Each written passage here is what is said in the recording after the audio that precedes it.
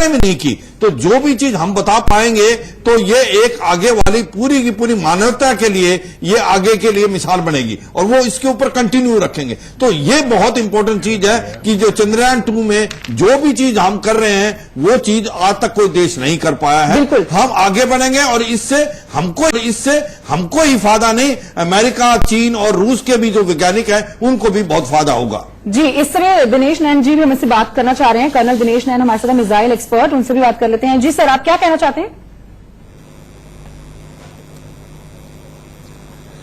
देखिए कंचन, मैं अगर आप इजाजत दें तो मैं इसका डिफेंस का एक पहलू भी कवर जी जी बिल्कुल सर।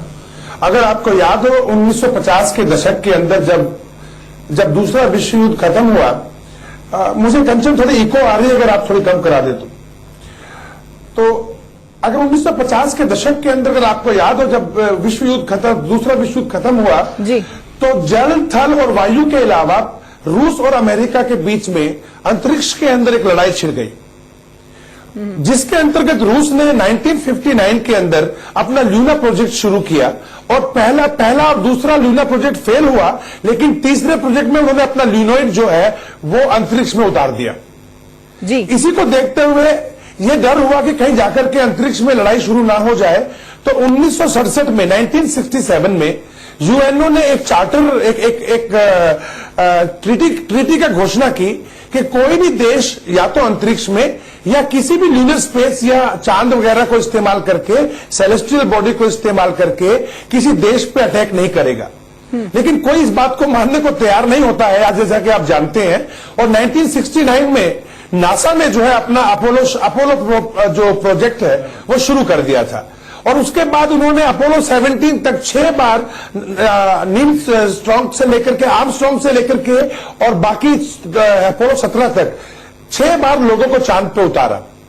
इसी रेस में भारत और चीन धीरे धीरे करते हुए 1970 के दशक के बाद में आगे आए और हमने जो लीप असली ली वो हमने ली थी 2008 के अंदर, जब हमने पहली बार हमने चंद्रयान 1 को चंद्रमा पे भेजा। देखिए इसके अंदर समझने वाली बात मेन ये है कंचन की जो ये पेलोड आप भेज रहे हो उसमें है क्या क्या, अगर डिफेंस एंगल से देखें आप तो उसमें है हाई एनर्जी एक्सरे पेलोड।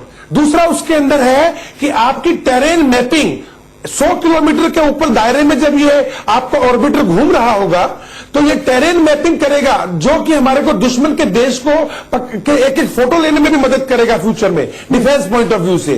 तीसरा इसके अंदर एक पेलोड जा रहा है M3, वो है आपका मून का मिनरल मैपिंग करने के लिए, यानी हमारे देश के अंदर हमें कहीं से भी अगर अपने मिनरल पता करने होंगे फ्यूचर में तो हमारे सैटेलाइट्स हमको आप बताना शुरू कर देंगे इसके बाद में।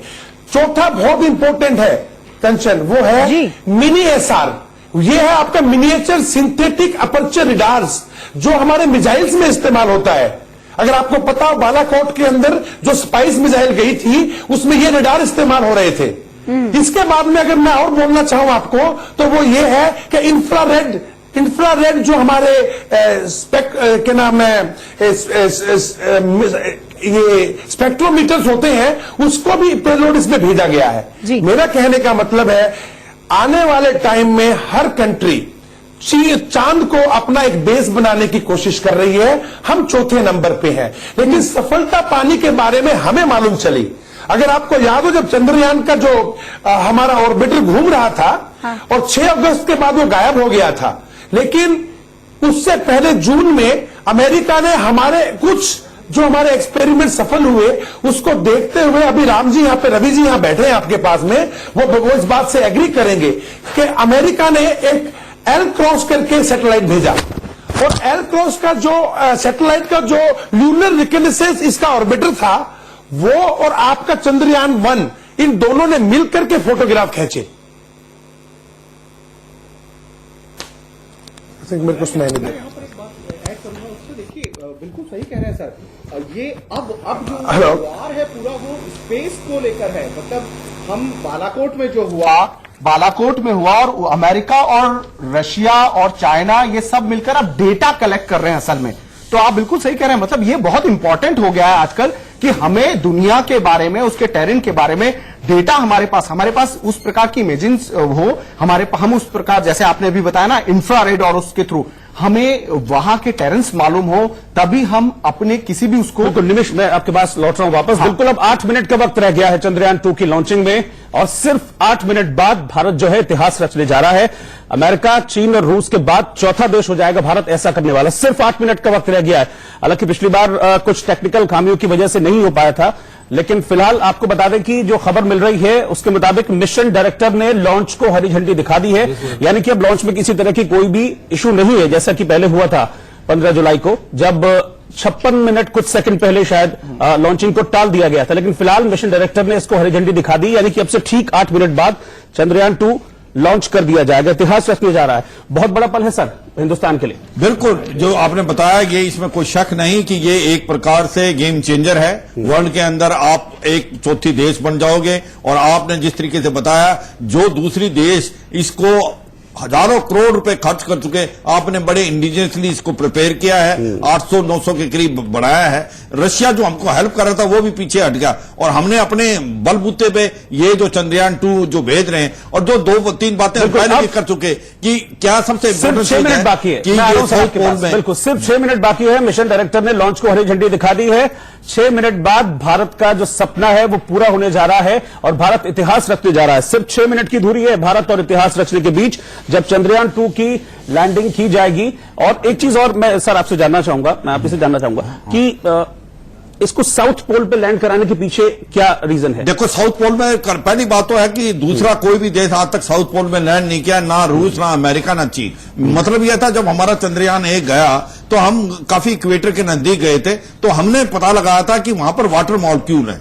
अगर हम ये चाहते थे कि ये पक्का पुख्ता आना कि भी वाकई वहां पर पानी है या नहीं है, तो ये जगह सेलेक्ट की गई। साउथ पोल जो है वो शैडो एरिया में है, और वहां ठंड ज्यादा रहती है, तो चांसेस पानी के मिलने के ज्यादा वहां हैं, और वहां पर क्रेटर भी बड़े बड़े हैं। तो हमने सोचा कि एक तो पानी मिलने के चांसेस वहां ज्यादा हैं, इसलिए साउथ पोल में जाएंगे। एक दूसरा ये चैलेंज है, तीसरा और कोई देश नहीं गया, और चौथा जो हमने स्टडी करनी है मिनरल्स वगैरह की भी, वहां पर भी ज्यादा चांसेस हैं साउथ पोल में। तो ओवरऑल जो हम काम कर रहे हैं वो पहले किसी और देश ने नहीं की, अमेरिका के साथ भी। सिर्फ 5 मिनट रह गए हैं, सिर्फ 300 सेकंड दूर है भारत इतिहास रचने से, और 300 सेकंड के बाद, अब 5 मिनट के बाद, अब हर सेकंड की दूरी जो है वो घटती जा रही है भारत के इतिहास रचने में।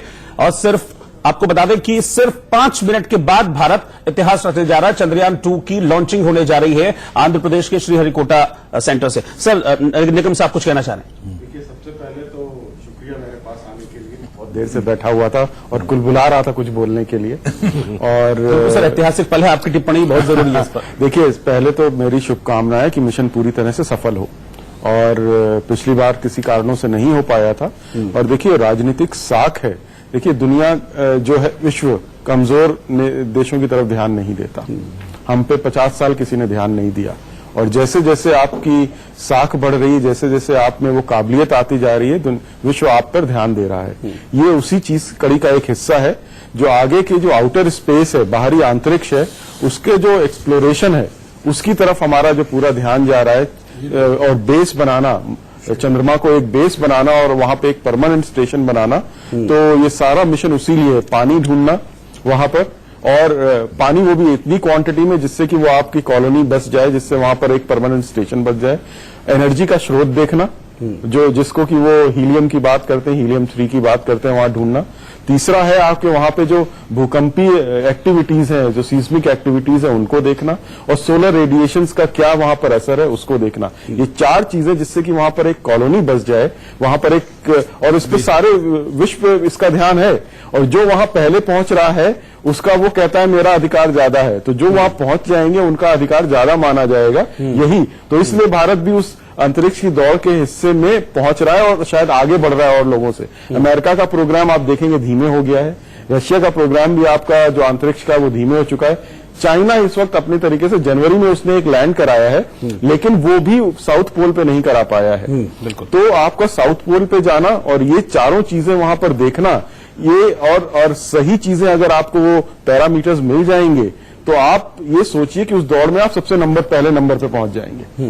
वो देखिए निखिल साहब ने बहुत अच्छी बात की, जो सोलर रेस को लेकर बात हो रही है। मैं एक बात अभी हमने देखा होगा कि फ्रांस के साथ हमने इंटरनेशनल सोलर अलायंस बनाया, मतलब सौर ऊर्जा को लेकर, जिसको हम भविष्य की ऊर्जा कहते हैं, क्योंकि ये बाकी सारे जीवाश्म ईंधन बहुत जल्दी खत्म होने वाले हैं। तो सौर ऊर्जा को लेकर अब भारत और फ्रांस मिलकर दुनिया के तमाम देश जहां पर 300 दिन से ज्यादा धूप आती है, उसको लेकर हम लोगों ने एक संगठन बनाया, उसकी स्थापना यहां पर हुई और भारत उसको आगे लेकर बढ़ रहा है। तो यदि ऐसा होता है तो आने वाले समय में एनर्जी के मामले में भारत एक पूरी दुनिया में सबसे आगे रहेगा और इसका बहुत बड़ा, मतलब जो हम कह रहे हैं कि भारत विश्वगुरु बनेगा, तो वो ये इसकी दिशा में बड़ा कदम साबित होगा। बिल्कुल। और अब सिर्फ 2 मिनट का वक्त बाकी रह गया है। सिर्फ 2 मिनट के बाद आप टाइम क्लॉक देख रहे हैं, हम आपको नीचे दिखा रहे हैं, 2 मिनट 30 सेकंड का वक्त रह गया है। 2.5 मिनट के बाद चंद्रयान 2 को इसरो लॉन्च कर देगा। अच्छा सर, एक चीज और बहुत इंपॉर्टेंट है, ये इसलिए भी इंपॉर्टेंट है क्योंकि पूरी तरीके से मैं कहूंगा कि मेक इन इंडिया है, रूस ने हेल्प की थी लेकिन बीच में छोड़ दिया,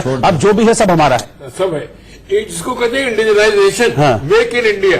तो ये रॉकेट जो गया है अभी समझ जा रहा है 2 मिनट के अंदर, ये पूरा इंडिया बेस्ड है, मेड इन इंडिया है। ये बड़ी गर्व की बात है। बिल्कुल। ये तस्वीरें हम आपको इस वक्त दिखा रहे हैं, आप अपने टेलीविजन स्क्रीन पर देख सकते हैं तस्वीरें कि कितना कौतूहल है वहां पर लोगों के बीच में। इंडिजिनाइजेशन को लेके मैं बात कहना चाहूंगा जी कि इतिहास में हमने भारत को जब भी कोई चीज डिनाई की गई है, हमारे लिए एक वरदान सिद्ध हुआ है। हमने वो पूरी तरह से उसको समझ करके और पूर्णतः एक स्वदेशी बनाई है, चाहे वो हमारे स्ट्रेटेजिक मिसाइल हो या फिर स्पेस प्रोग्राम हो। तो अगर हमने ये खुद ना बनाया गया होता तो आज ये कई ज्यादा कीमत आती है इसमें, अगर हम विदेश से एक क्रायोजेनिक इंजन लेते। लेकिन आज इससे क्या हुआ कि हमें इसकी जो आधारभूत जो बेसिक अंडरस्टैंडिंग होती है, आज वो हमारे पास है। आज हम किसी भी तरह का क्रायोजेनिक इंजन डिजाइन करने की क्षमता रखते हैं और बहुत कम कीमत पर डिजाइन कर पा रहे हैं। एक और बात अभी आई थी कि साउथ पोल पे क्यों, साउथ पोल पे मिनरल्स और वाटर होने की सबसे ज्यादा संभावनाएं हैं। हम पानी की बात करते हैं, ऐसा लगता है कि शायद पानी अगर कल को वहां जाएंगे तो पीने के लिए पानी चाहिएगा। खाली पीने की ही बात नहीं है, पानी हाइड्रोजन और ऑक्सीजन 2 चीजों से मिलकर बनता है। आपको अगर स्पेस में चांद पे ही नहीं आगे भी अगर जाना है तो सांस लेने के लिए ऑक्सीजन चाहिए। कल को अगर पानी मिलता है चंद्रमा पे और हम उसको इस्तेमाल कर पाते हैं तो लंबी दूरी के जो स्पेस मिशन है वहां हमें ऑक्सीजन मिल पाएगी। तीसरी बात है कि पानी का इस्तेमाल खुद ईंधन की तरह इस्तेमाल किया जाता है। ये एक नई टेक्नोलॉजी है और सौभाग्य से हमारे देश में ही एक स्टार्टअप कंपनी है। बिल्कुल। अब सिर्फ 30 सेकंड रह गए हैं, सिर्फ 30 सेकंड रह गए हैं। हम आपको तस्वीरें दिखा रहे हैं, देखिए पूरी तरह से लॉन्च के लिए तैयार है चंद्रयान 2, पूरी तरीके से शुद्ध भारतीय ये चंद्रयान 2 है जिसको लॉन्चिंग की जानी है। अब से सिर्फ 30 सेकंड के बाद इसको लॉन्च किया जाएगा और फिर on the ground -18 seconds now। अब आप ध्यान से अपनी स्क्रीन पे देखिए, अब आखिरी के 10 सेकंड बाकी हैं। अब मैं कुछ दिन के लिए अपनी वाणी को रोकूंगा, आप ध्यान से देखिए। 7 6 5 4 3 2 1 0। इस समय आप अपनी स्क्रीन पे देख रहे हैं 2 S-200 रॉकेट +5 seconds दोनों का प्रज्वलन हो गया है और उसने भारत के लिए, भारत के स्पेस साइंस के लिए, और ये तस्वीरें आप देख सकते हैं, ये तस्वीरें इतिहास रचने की तस्वीरें हैं। और इसी के साथ चंद्रयान 2 को लॉन्च कर दिया गया है। आपको बता दें कि अब ये 13 अगस्त तक पृथ्वी के चारों तरफ चक्कर लगाएगा और उसके बाद 13 से 19 अगस्त तक चांद की तरफ जाने वाली कक्षा में यात्रा करेगा और 19 अगस्त को ही ये चांद की कक्षा में पहुंचेगा और इसके बाद 31 अगस्त तक चांद के चारों तरफ चक्कर लगाएगा। तो ये बेहद ऐतिहासिक पल है भारत के लिए। किन शब्दों में मैम आप ये जो तस्वीरें इनको डिस्क्राइब करेंगे? ये बहुत ही एक्साइटमेंट भरा पल है और इसमें न केवल भारत, ये पूरे विश्व के लिए एक अनोखा पल है।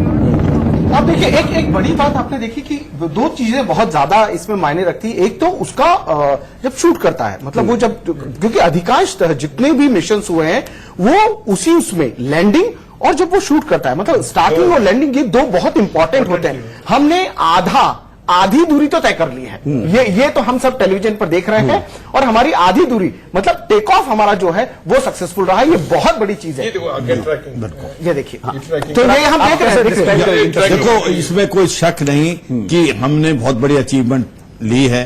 क्योंकि हर चीज में स्टार्टिंग पॉइंट बहुत इंपॉर्टेंट है। वो स्टार्टिंग पॉइंट हमने जीत लिया है। और फिर दूसरी बात, वैसे ये बात अलग है कि चंद्रयान 1 जो था वो हमारा सक्सेसफुल था, ये हम कर चुके हैं। हमारा अब की बार तो सबसे ज्यादा मुश्किलात है ओनली सॉफ्ट लैंडिंग, जो कि चांद के ग्रेविटी में जाना और उसके बाद सॉफ्ट लैंडिंग करना, वो सबसे ज्यादा मुश्किलात होगी, जो पहली बार हो रही है वो है। चंद्रयान 1 था जो वो इम्पैक्टर था, वो गिरा पत्थर की था, तरह गिरा। उसने गड्ढा पैदा किया जिससे कि आपको पता लगा कि वहां अच्छा, पानी उसमें है। एक और इंपॉर्टेंट बात थी कि चांद की सतह पर ये पहला होगा जो लैंड करेगा। बिल्कुल लैंड चांद की सतह का भी कर चुका है, सॉफ्ट लैंडिंग तो कर भारत चुके के हैं। लिए भारत के लिए पहला है जो चांद की सतह पर सॉफ्ट लैंडिंग पहली, इम्पैक्टर तो हम लैंड करा चुके हैं, सॉफ्ट लैंडिंग अच्छा, दूसरी बात जो बातचीत कर रहे थे